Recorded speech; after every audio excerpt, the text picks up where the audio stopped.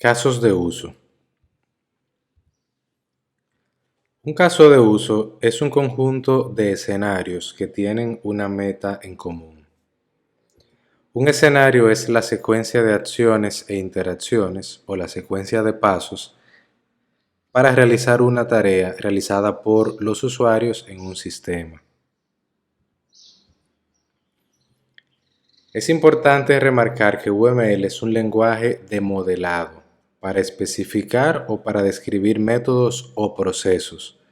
Se asocia comúnmente con casos de uso porque es una de las áreas donde más se utiliza, pero el UML no es algo propio del caso de uso, sino que es un lenguaje unificado de modelado. En casos de uso, un actor es el rol jugado por una persona o por una cosa que interactúa con el sistema. Una persona puede interactuar con un sistema, otro sistema puede interactuar con el sistema. Ese otro sistema sería actor también. Un subsistema puede interactuar con el sistema. Los casos de uso usualmente se plantean con esta plantilla, donde se define el nombre del caso de uso, el autor, la persona que escribe o redacta dicho caso de uso, y la fecha de creación. Hay una descripción breve donde se explica cuál es el escenario, luego se especifica quiénes son los actores, cuáles son las precondiciones, qué cosas deben cumplirse de entrada para poder ejecutar el caso de uso, cuál es el flujo normal de ese caso de uso o la ruta feliz, cuál es el flujo alternativo o esos flujos alternos que puede tener dicho caso de uso y cuáles son las postcondiciones, condición en que debe quedar el sistema una vez completado dicho caso de uso. Acá tenemos un ejemplo de un caso de uso. Tenemos solamente flujo normal, alternativo y postcondiciones. Este no tiene precondición y nos hemos saltado la parte de nombre, autor, fecha. En el flujo normal, el actor pulsa sobre un botón para crear un nuevo mensaje. Paso número 2. El sistema muestra una caja de texto para introducir el título del mensaje y una zona de mayor tamaño para introducir el cuerpo del mensaje. Paso número 3. El actor introduce el título y el cuerpo del mensaje. Luego el sistema comprueba la validez de esos datos y los almacena. El moderador recibe una notificación de que hay un nuevo mensaje. El moderador acepta y el sistema publica el mensaje si este fue aceptado por el moderador. Ese es el flujo normal de este escenario de caso de uso.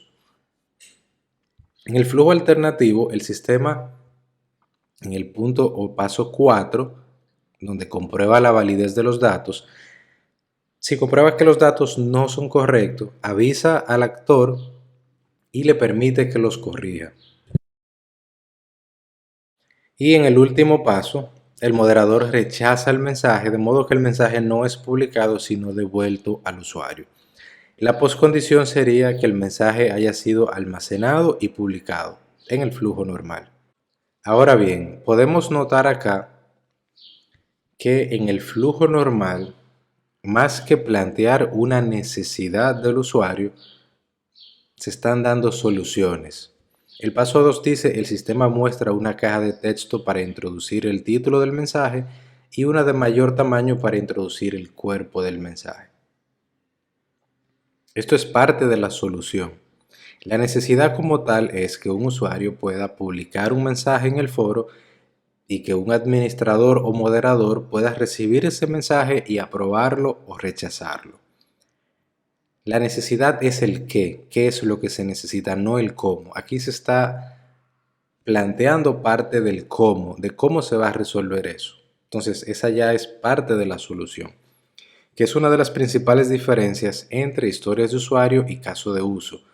Por lo general, el caso de uso lo escribe un analista de requerimientos y termina plasmando soluciones aquí, que va a recibir el equipo de desarrollo y va a ejecutar dichas soluciones. Ahora bien, si recibiéramos una necesidad puntual, el equipo de desarrollo puede analizar la necesidad, el porqué de la necesidad, y puede plantear múltiples soluciones y elegir de esas aquella que sea la más adecuada para ese problema en cuestión.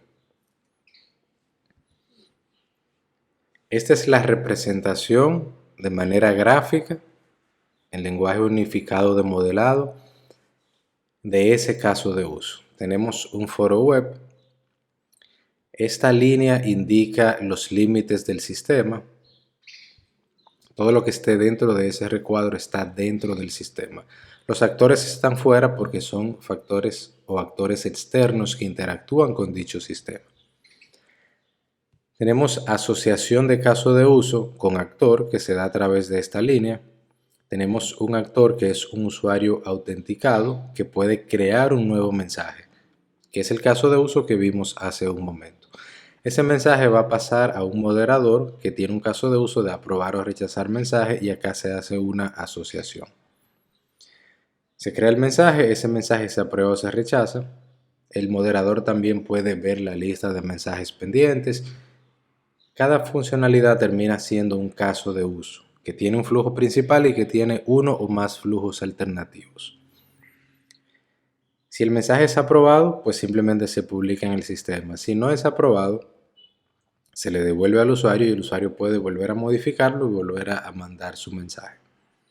Entonces aquí vemos la asociación de un actor con un caso de uso. La colaboración entre casos de uso, que es cuando se une un caso de uso con otro. Tenemos el actor y el caso de uso que se representa por este símbolo. Cada uno de estos es un caso de uso. Ingresar al sistema, ver lista de mensajes, leer un mensaje. Y cada uno de esos casos de uso tiene un flujo principal y flujo alternativo. Dentro de los actores tenemos acá una generalización de actores. Tenemos un usuario autenticado, que para ser usuario autenticado primero tiene que ser usuario y segundo haber hecho login. Y tenemos un moderador, que es un usuario que ya se autenticó y que tiene el rol de moderador.